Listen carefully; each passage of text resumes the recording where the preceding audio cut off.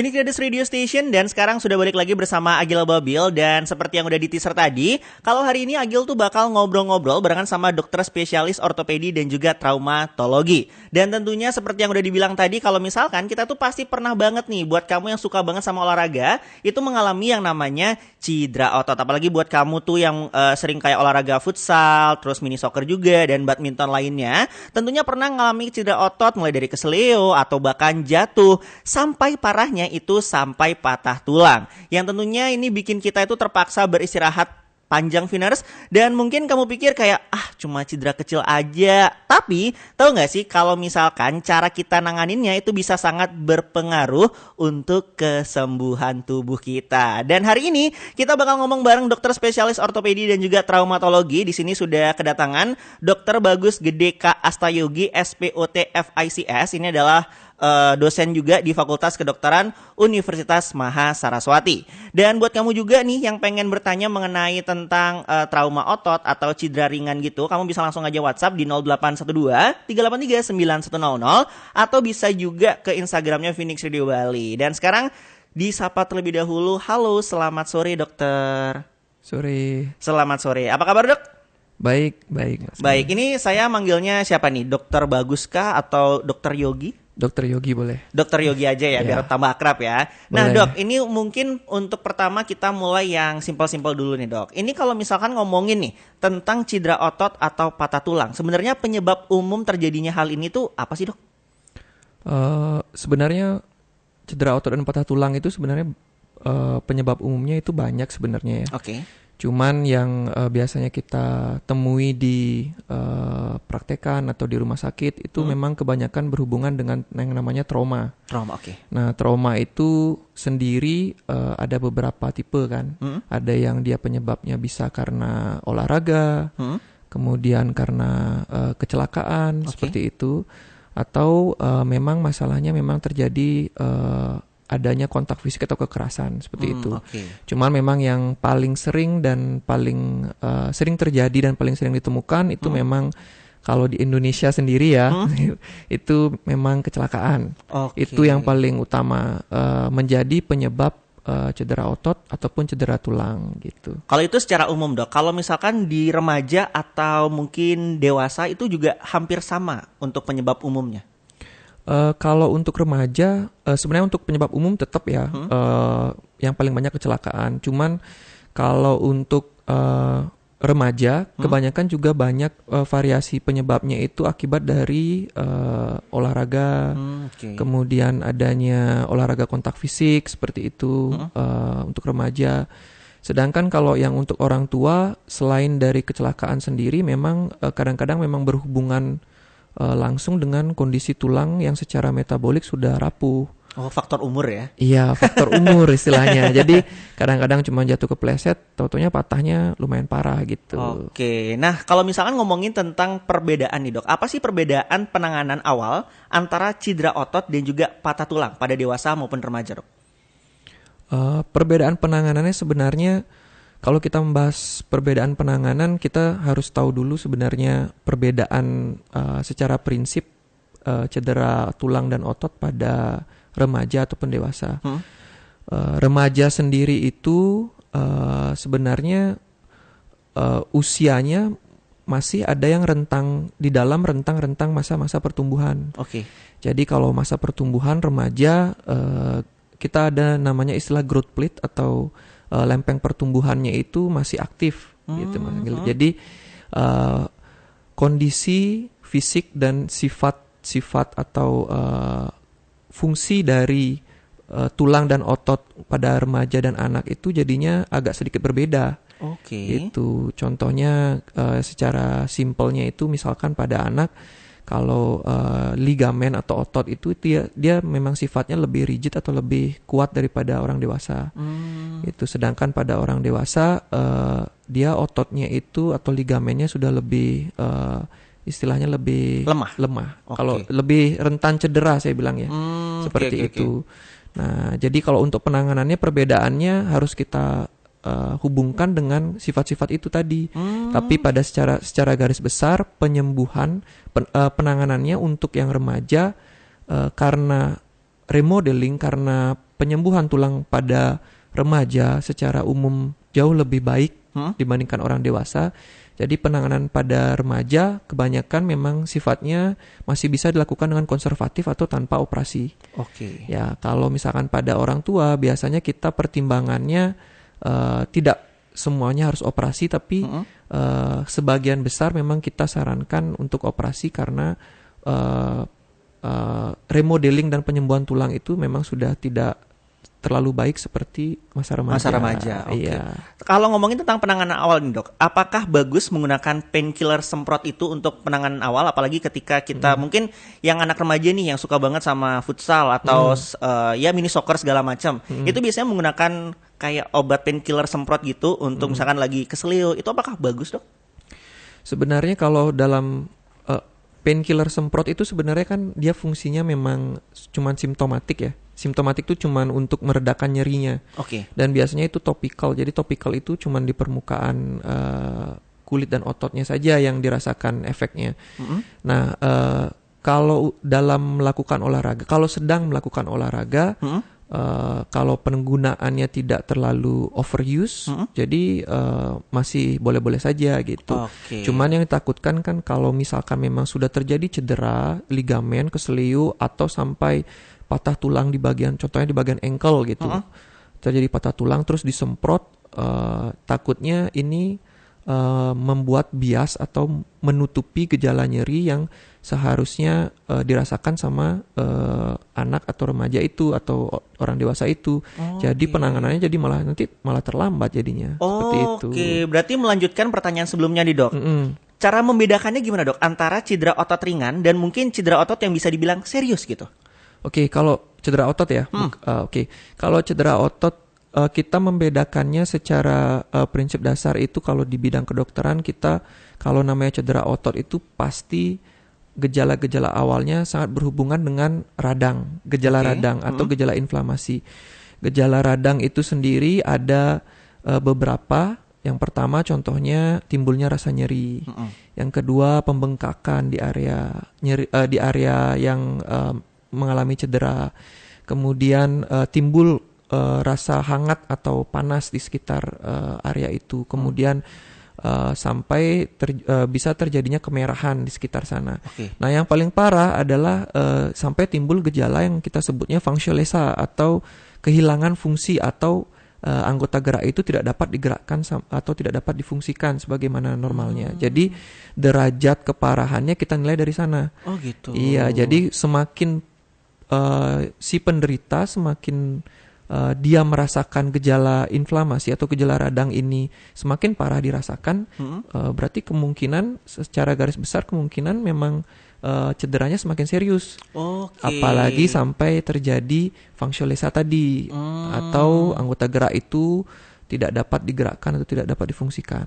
Lalu kalau misalkan apa yang harus kita lakukan dok kalau sudah mengalami hal seperti itu? Apakah itu bisa dirawat di rumah dulu atau mungkin langsung harus dibawa ke rumah sakit dok?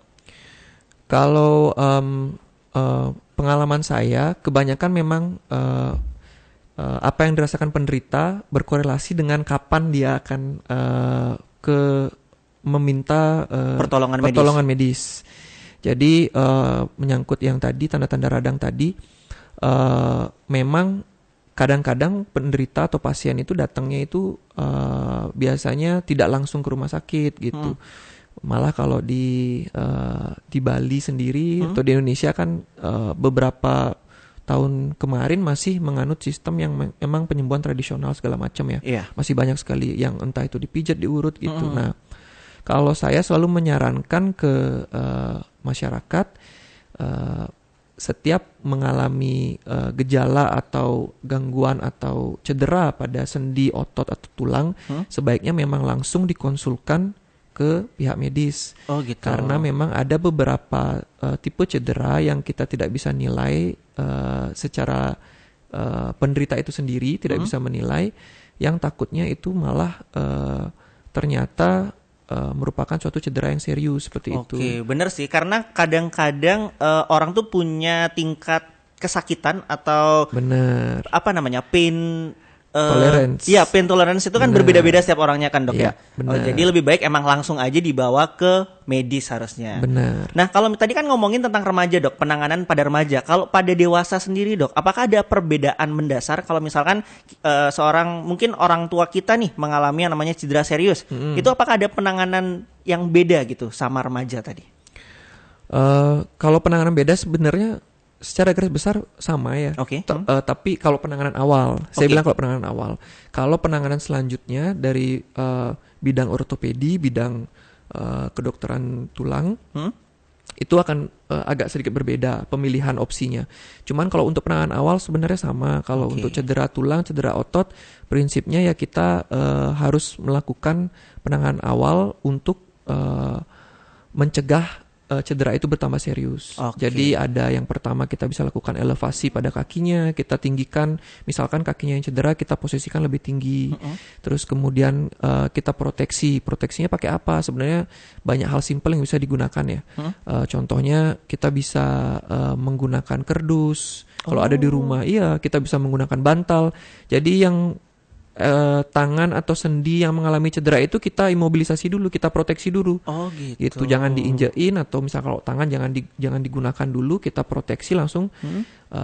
Kita istilahnya kita matikan lah sendinya dulu agar Oke. dia tidak bergerak seperti itu. Oke. Terus kemudian kita setelah kita proteksi, elevasi, kemudian kalau memang cederanya berupa hanya pembengkakan, tidak ada kelainan bentuk segala macam, kalau memang dirasa masih bisa ditahan nyerinya, bisa dilakukan kompres untuk masa-masa inflamasi akut, untuk masa-masa awal. Oke, berarti kompresnya sendiri berarti menggunakan es ya, es batu, betul? Es batu tapi tidak langsung kontak ke kulit ya. Oh nggak langsung ya? Iya, Oh, jadi oke. kalau es batu sendiri kontak ke kulit kan itu nggak baik juga untuk kulit. Jadi prinsipnya ice compress, cuman dia kita selaputi dengan atau kita bungkus dengan kain boleh seperti itu. Atau sudah ada tuh langsung kalau misalkan beli di apotek kan itu udah ada tuh yang namanya es kompres yang gini tuh ya. Iya benar. Oke, mungkin Gitu. untuk segmen pertama itu dulu Vinars. Jadi ingetin sekali lagi buat kamu yang masih pengen nanya nih mengenai tentang cedera otot atau cedera tulang, langsung aja kasih tahu Agil via WhatsApp Telegram 0812 383 9100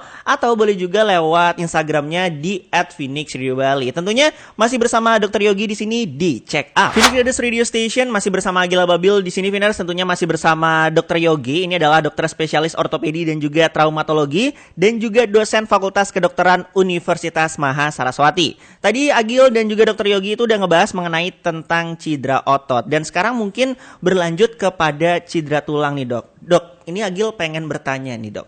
Kalau misalkan apa yang membedakan antara cedera otot dan juga patah tulang? Kadang-kadang orang-orang atau saya sendiri deh itu susah nih membedakan antara ini kira-kira keseliunya cuman gara-gara cedera otot doang atau ini sebenarnya udah patah ya sebenarnya. Oke, pertanyaannya bagus ya, Mas Agil ya. Karena di masyarakat juga kebanyakan memang banyak mempertanyakan hal yang sama. Cuman pada intinya keduanya antara cedera otot, ligamen dan patah tulang ini sama-sama memiliki gejala radang yang tadi saya jelaskan, gejala inflamasi, nyeri, pembengkakan segala macam yang hampir sama. Oke. Cuman ada beberapa gejala tanda yang merupakan tanda-tanda pasti dari patah tulang itu sendiri. Oke. Gitu. Yang paling mudah masyarakat lihat sebenarnya adalah adanya kelainan bentuk. Oh, oke. Iya, kelainan bentuk. Nah, memang pada dasarnya kelainan bentuk ini kalau misalkan pada patah-patah tulang yang simple, yang retak seperti itu, hanya retak, hanya patah tulang simple, memang tidak dapat ditemukan. Cuman yang paling mudah bisa dilihat oleh masyarakat awam itu memang kelainan bentuk atau deformitas dari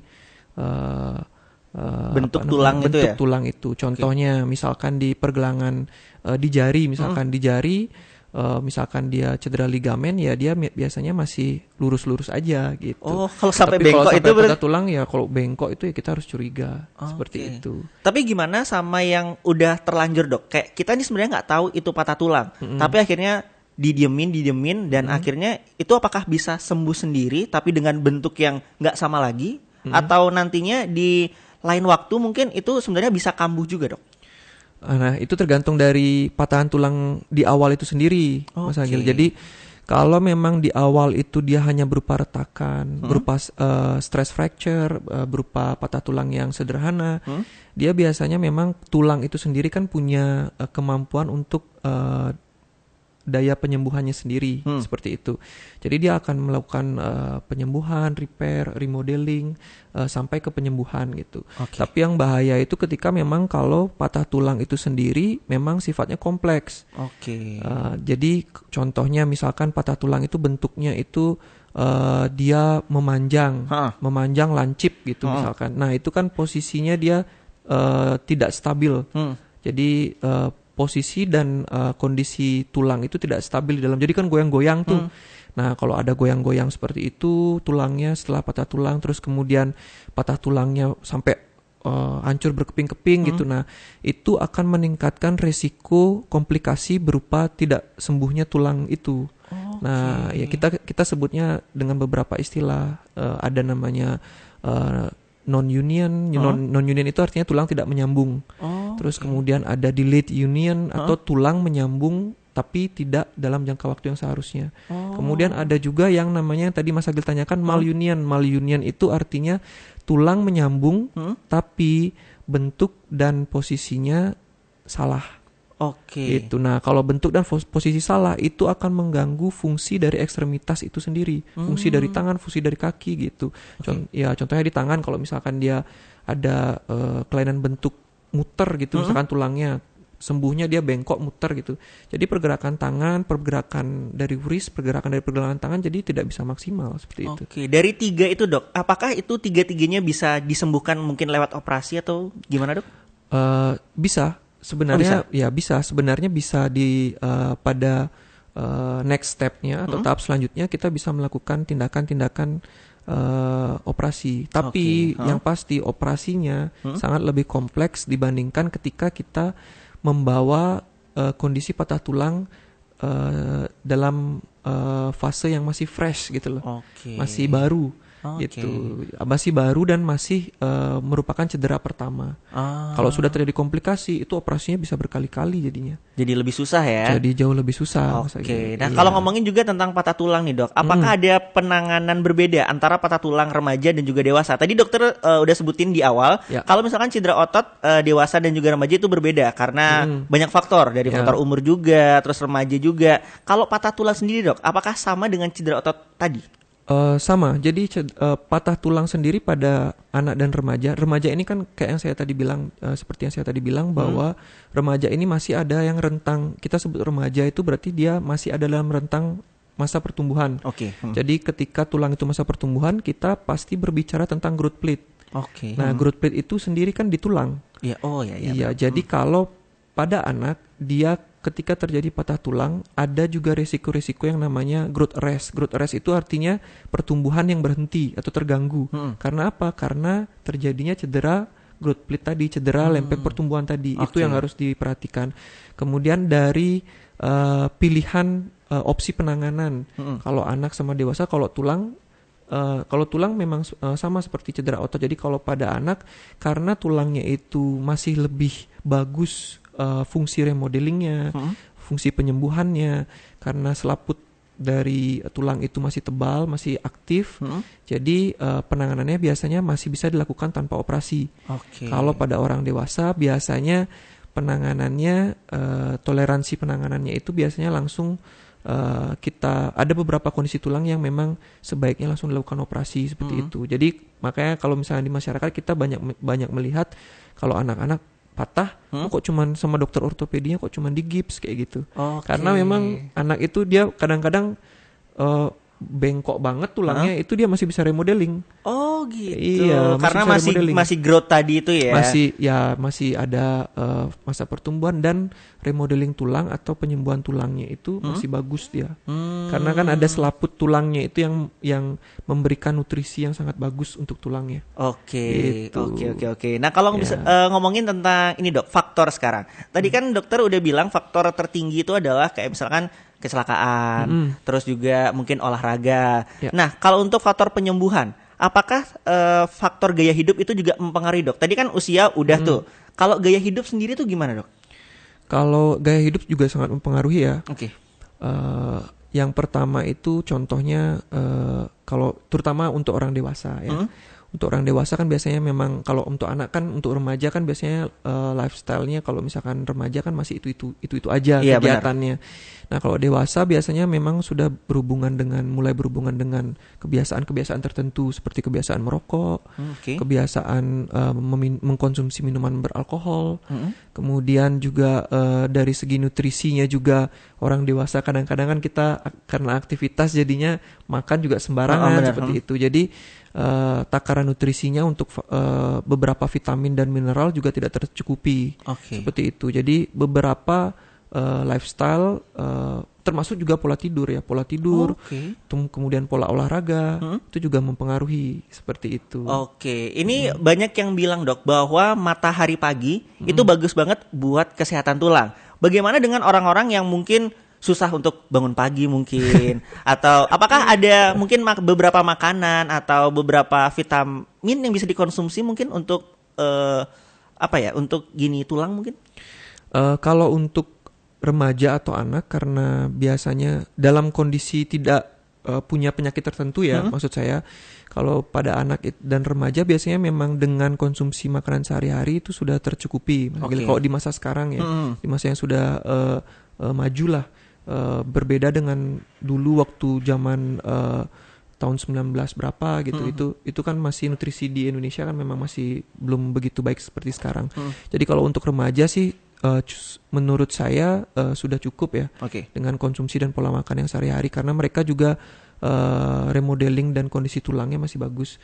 Nah, kalau pada orang dewasa biasanya kita menganjurkan memang mulai mengkonsumsi, terutama yang sudah memasuki masa-masa perempuan yang memasuki masa-masa usia 40-50 setelah menopause, setelah berhenti mens, biasanya kita mulai menyarankan untuk mengkonsumsi vitamin D, terus kemudian kalsium, kemudian tambahan-tambahan mineral seperti itu, untuk menjaga metabolisme dan penyerapan nutrisi yang baik ke tulang seperti itu. Berarti itu juga mempengaruhi dari faktor kesembuhan kalau misalkan kita mengalami cedera patah tulang tadi itu, Dok ya? Mempengaruhi. Baik. Kalau misalkan juga ngomongin tentang penanganan nih, Dok. Penanganan apa yang tadi kan faktor utamanya itu adalah kecelakaan nih. Banyak orang-orang yang misalkan let's say ketika ada orang kecelakaan, terus kita langsung buru-buru diangkat, terus kayak buru-buru diduduin, dikasih minum teh. Apakah itu penanganan yang tepat atau sebenarnya itu kurang tepat sih, Dok? Menurut saya sendiri kurang tepat ya. Kurang tepat. Jadi karena dari segi medis, mungkin ini kita tidak bisa menyalahkan masyarakat juga ya, karena kan masyarakat mungkin ada yang tidak terpapar ilmunya, tidak terpapar informasinya seperti itu. Jadi kalau menurut medis sendiri, memang ketika ada suatu trauma atau kecelakaan di tengah jalan, motor vehicle accident, yang pertama kita lakukan memang clearing area dulu. Clearing area itu dalam artian kita membuat kondisi sekitar si pengendara atau penderita ini atau korban ini clear dulu. Gitu. Nah, setelah clear, baru kita clear itu dalam artian aman untuk melakukan penyelamatan, evakuasi seperti itu. Nah, setelah clear areanya baru kita datang, kita lihat kondisi pasiennya gitu. Nah, kalau kita bicara tentang patah tulang, beberapa patah tulang itu ada beberapa bagian dari tubuh kita yang itu ketika kita pindahkan dengan metode yang tidak baik itu akan sangat membahayakan bagi korban tersebut. Gitu. Jadi kita harus pastikan dulu bagian mana yang cedera, kemudian misalkan contohnya di kaki, kita pastikan misalkan di kaki cederanya, kita pastikan kita dapat mengangkat atau mengevakuasi dengan posisi tulang dan ekstremitas yang terproteksi, terlindungi gitu. Nggak langsung gitu. Nggak langsung. Ya? Nah, bahkan ada yang sangat berbahaya, beberapa contoh yang sangat berbahaya ketika terjadi cedera langsung diangkat itu contohnya pada ketika terjadi cedera di leher. Itu bahaya banget. Kalau leher itu ketika dia sudah mengalami cedera itu kan ada di sana ada saraf-saraf pusat pernafasan. Jadi itu saraf-saraf sentral semua, penting semua gitu. Nah, ketika ada cedera kecelakaan, cedera di leher, terus kita angkat sembarangan. Kadang-kadang orang kan ngangkatnya lehernya kadang-kadang gelantung gitu kan. Iya. Nah itu bisa sampai menyebabkan kematian langsung ke pasiennya gitu. Jadi karena tulangnya sudah patah terus diangkat, tulangnya makin menjepit sarafnya atau segala macam, itu bisa menekan pusat pernafasan, jadi pasiennya nggak bisa nafas, pasiennya jadi lumpuh seperti itu. Jadi emang lebih baik menunggu bantuan medis ya dok ya? Lebih baik menunggu bantuan medis, cuman yang bisa kita lakukan sebagai masyarakat ya memang melakukan clearing area, terus kemudian memastikan proteksi ketika terjadi evakuasi, kita at least kita melakukan proteksi seperti itu. Baik. Nah, kalau misalkan ngomongin juga tentang balik lagi ke patah tulang dan cedera otot dok.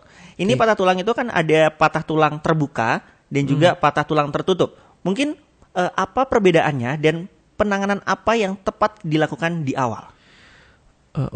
Ini pertanyaan yang penting ya buat penanganan patah tulang. Jadi patah tulang terbuka itu saya bicara definisinya dulu ya artinya ya. Kalau patah tulang terbuka itu artinya tulang itu dia terekspos dan mengalami kontak dengan dunia luar.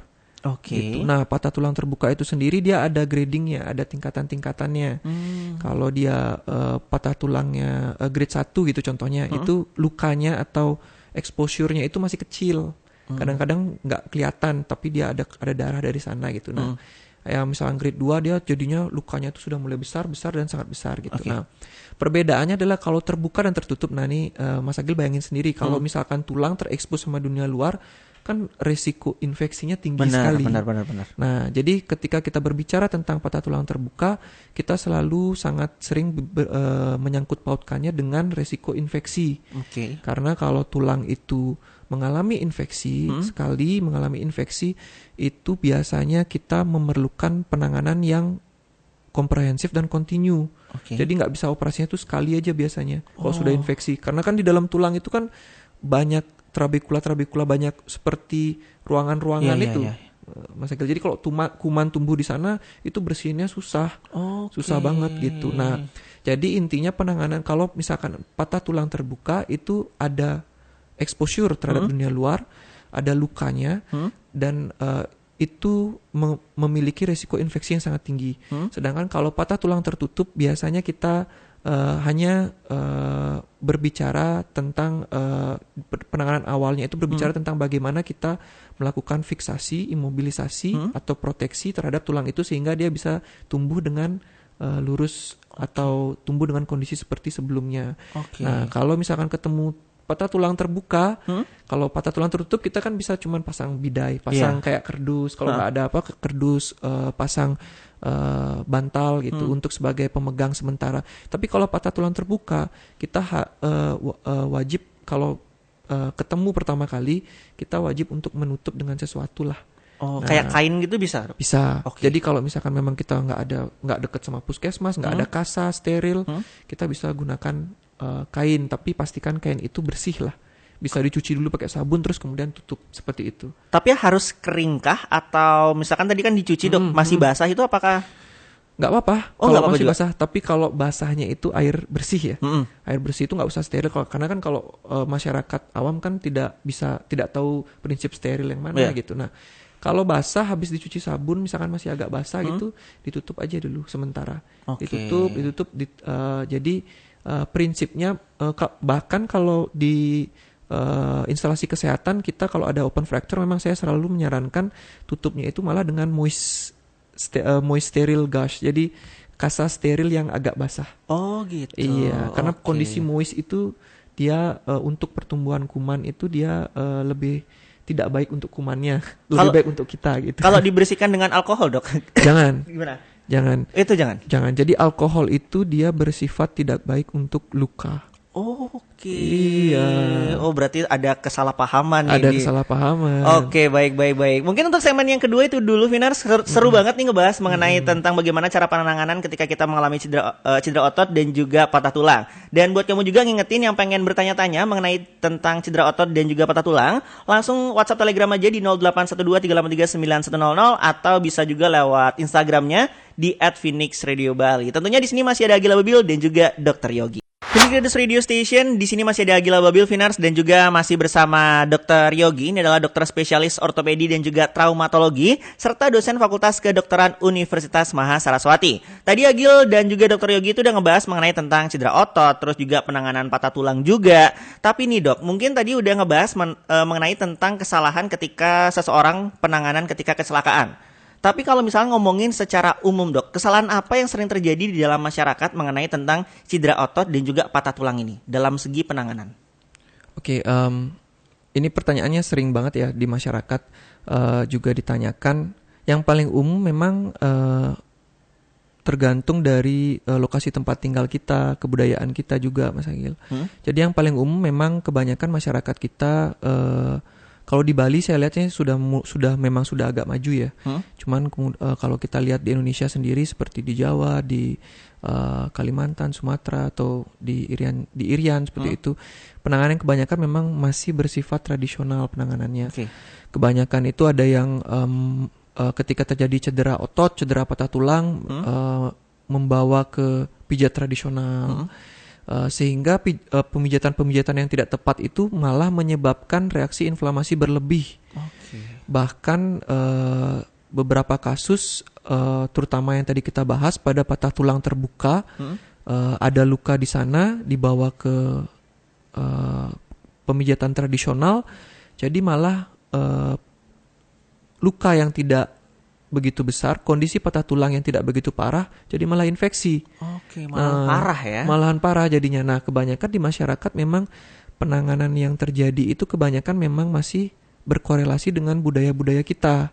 Seperti itu. Jadi intinya yang paling bagus adalah langsung bawa ke ahlinya, yaitu ke medis langsung, ke rumah sakit atau enggak ke dokter terdekat. Benar. Dan juga tadi udah dikasih tahu sama Dokter Yogi juga, ada beberapa cara, misalkan tadi kayak patah tulang terbuka itu bisa dibalut dulu dengan kain bersih, atau enggak kalau tertutup itu dengan bantal, kardus, untuk biar enggak terlalu banyak gerak tulangnya. Nah, sekarang kita bakal ngebahas beberapa pertanyaan Dok yang udah masuk di sore hari ini. Ini ada dari Safitri nih Dok. Dia bertanya, kalau misalkan makanan Dok, apakah ada makanan tertentu yang bisa bermanfaat untuk tahap penyembuhan? Dan mungkin ini Agil pengen nanya juga nih Dok, nambahin.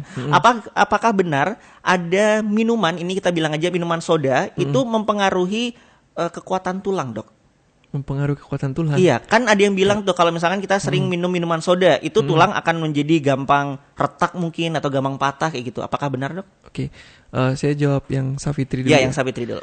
Kalau makanan sih, kalau terutama ketika kita mengalami kondisi patah tulang, cedera otot, tulang kita konsepnya itu tulang dan otot itu pembentuk utamanya kan pasti protein ya, pasti protein. Jadi pada konsep dasarnya makanan memang kita harus fokuskan ke high protein diet gitu. High protein diet, memang kita dengan low fat ya juga ya. Karena high protein diet itu sendiri pada akhirnya akan membantu membentuk pembentuk dari tulang, ligamen dan otot itu untuk meregenerasi, meremodelingnya, sehingga pertumbuhan tulang jadi lebih cepat membantu. Nah, kalau kita bicara apa aja gitu secara spesifik, kita korelasikan dengan makanan kita sehari-hari. Kalau ada diet high protein itu kan pasti berhubungan dengan telur, kemudian white meat atau red meat itu, daging putih atau daging merah gitu. Nah, itu sekarang bisa diatur sama penderitanya sendiri atau sama pasiennya sendiri gitu. Dia dietnya seperti apa, bisa mengkonsumsi dan mendapatkan bahan makanannya seperti apa gitu. Yang penting dia high protein intake-nya bagus, tercukupi seperti itu. Yang paling penting adalah tetap makanan itu adalah 4 sehat 5 sempurna. Iya kan? Bener. Mungkin cuman ya proporsi untuk proteinnya aja yang ditingkatkan ya. Cuman ya lagi-lagi itu kadang ada juga pasien yang bertanya, Dok kalau seafood gimana Dok? Itu sering banget tuh. Seafood gimana Dok? Seafood tuh high protein dia, cuman kadang-kadang konsumsi seafood yang terlalu banyak kadang-kadang menyebabkan reaksi ya. Reaksi ada namanya reaksi hipersensitivitas, reaksi alergi. Jadi dia bukan ke tulangnya tapi biasanya ke jaringan penutup tulangnya itu kadang-kadang menimbulkan reaksi dia. Oh, Kalau gitu. iya, kalau misalkan area operasinya atau area patah tulangnya atau luka patah tulang terbukanya mengalami iritasi, kan resiko infeksi atau resiko tulangnya tidak menyambung jadinya seperti itu. Oke. Iya, jadi kalau seafood boleh, cuman jangan sampai nanti over gitu. Jangan berlebihan Iya, intinya ya. Yang iya. berlebihan itu tadi boleh tuh yang white meat atau enggak red meat karena itu bagus. Iya. Oke. Nah, selanjutnya Dok, kebiasaan sehari-hari apa? Ini dari Koming ya. Ini kebiasaan sehari-hari apa yang biasanya bisa memicu cedera otot kita gitu, dan bagian tubuh mana yang rentan cedera otot? Dan mungkin ada nggak sih Dok kayak stretching dulu kah kayak setiap pagi supaya untuk ya bisa dibilang menanggulangi lah biar nggak bisa pagi-pagi cedera gitu. Ya, kalau bagian tubuh mana, sebenarnya semua bagian tubuh itu bisa mengalami cedera ya. Oke. Tergantung dari aktivitas kita, tergantung dari olahraga apa yang kita rutin lakukan, tergantung dari aktivitas apa, bahkan tergantung dari mobilisasi kita setiap hari itu menggunakan apa gitu. Oke. Kalau menggunakan motor, otomatis hampir semua bagian tubuh jadinya memang rentan kayak gitu. Iya benar-benar. Jadi tapi kan memang itu transportasi utama kita gitu. Jadi itu tergantung dari kehidupan sehari-hari si pasien juga. Nah, untuk stretching sendiri memang olahraga itu atau apapun itu olahraganya memang disarankan melakukan tahapan-tahapan yang dan teknik secara benar. Oke. Sebelum kita melakukan olahraga, tentunya kita harus melakukan pemanasan dulu. Oke. Stretching dulu ototnya. Misalkan kita olahraga futsal gitu, kita lakukan stretching di bagian-bagian hamstring kita, di bagian ankle kita seperti itu, di bagian quadricep juga seperti itu. Nah, itu kita lakukan stretchingnya agar otot itu ketika kita mulai lakukan exercise, dia udah siap seperti itu. Oke. Nah, begitu pula setelah melakukan aktivitas, setelah melakukan olahraga itu. Jadi pendinginan itu juga Perlu penting. ya. Itu Iya. yang biasanya sering dilewatin tuh, pendinginan itu, cooling pendinginan itu. Ya, pendinginan itu juga penting. Jadi saat pendinginan juga penting dilakukan stretching sedikit. Memang tidak intensif waktu sebelum ya. Tapi pendinginan itu juga penting seperti itu. Jadi kalau untuk sehari-hari, tadi kan pertanyaannya mengarah ke sehari-hari Iya, ya. sehari-hari. Jadi sehari-hari kita bisa dengan konsep itu kita sehari-hari kita bisa mengatur pola olahraga kita. Oke. Jadi olahraga itu yang baik untuk tulang kan harus ada stretching, kemudian tipe olahraganya harus ada yang flexibility, terus ada yang strengthening, kayak gitu. Nah, atau sebelum kardio pun kita perlu tahapan-tahapan itu gitu. Oke, mungkin terakhir nih Dok, ini pertanyaan dari Chandra. Dia bertanya, bener nggak sih Dok kalau misalkan mandi malam itu bisa bikin rematik? Oke. Sebenarnya istilah rematik ini sendiri sebenarnya sudah istilahnya miss ya. Kalau di masyarakat. Sebenarnya rematik ini kan yang dimaksud rematik ini kan rheumatoid arthritis ya. Oke. Rheumatoid arthritis ini sendiri sebenarnya bukan merupakan penyakit sendi dan tulang yang didapatkan karena istilahnya secara instan. Oh gitu. Ya, jadi rheumatoid arthritis ini sendiri dia memang berhubungan dengan reaksi antigen antibody dari tubuh kita. Jadi memang ada hipersensitivitas, maksudnya dalam artian memang seperti ada reaksi alergi dari tubuh kita. Oh gitu. Okay. Nah, reaksi antigen antibody inilah yang pada akhirnya akan menyebabkan kerusakan di sendi-sendi kita. Biasanya kalau rheumatoid arthritis atau rematik ini dia sampai ke sendi-sendi kecil biasanya seperti itu. Okay. Nah, itu sebenarnya definisi dari rematik ya sebenarnya. Nah, mungkin yang dimaksud pertanyaannya itu apakah mandi malam-malam bisa menyebabkan rematik? Mungkin maksudnya nyeri-nyeri di tulang ya. Nyeri-nyeri di tulang atau pengeroposan tulang gitu. Sebenarnya sih enggak ya. Oh enggak. Iya. Jadi tergantung dari usia dari orang itu sendiri. Biasanya itu tidak berhubungan dengan reaksi ke tulangnya secara langsung. Biasanya berhubungan ke ototnya juga. Jadi berhubungan ke jaringan-jaringan lunak di sekitar tulang gitu. Jadi kalau kita misalkan ya kita bayangin aja misalkan kita jam 1 atau jam 2 pagi gitu, terus kita datang terus kita mandi dengan air dingin sekali kan otomatis otot habis aktivitas dalam kondisi metabolisme yang tinggi, suhu tubuh yang lumayan hangat, kita kenakan langsung air dingin kan, otomatis tubuh akan bereaksi dengan mengirim sinyal-sinyal peradangan tadi. Jadi itu seperti alarm buat kita. Jangan langsung dingin dong gitu loh istilahnya. Gitu. Iya, itu sebenarnya alarm buat kita. Tapi kalau terus-menerus dilakukan ya akibatnya bisa ke tulang dan otot juga ya. Iya, tapi lebih ke arah inflamasi atau peradangan. Oh, biasanya. peradangan itu. Oke. Iya. Jadi itu sebenarnya kurang tepat sebenarnya. Istilahnya memang kurang tepat dari awal rematik itu sendiri gitu. Oke, thank you buat Dokter Yogi atas waktunya. Terima kasih juga Vinars buat kamu yang sudah bertanya. Tadi banyak banget gimana cara penanganan ketika kita mengalami cedera otot, terus juga patah tulang, dan beberapa misinformasi bisa dibilang mengenai tentang penanganan di cedera otot dan juga cedera tulang. Sekali lagi, terima kasih Dokter Yogi atas waktunya. Mungkin nanti kita bisa ketemu lagi di lain kesempatan. Oke, makasih. Thank you. Dan tentunya Vinars, itu tadi obrolannya Agil bersama Dokter Yogi mengenai tentang cedera otot dan juga patah tulang. Dan kamu tentunya masih bisa mendengarkan check up setiap hari Jumat dari jam 5 sore sampai jam 6 sore.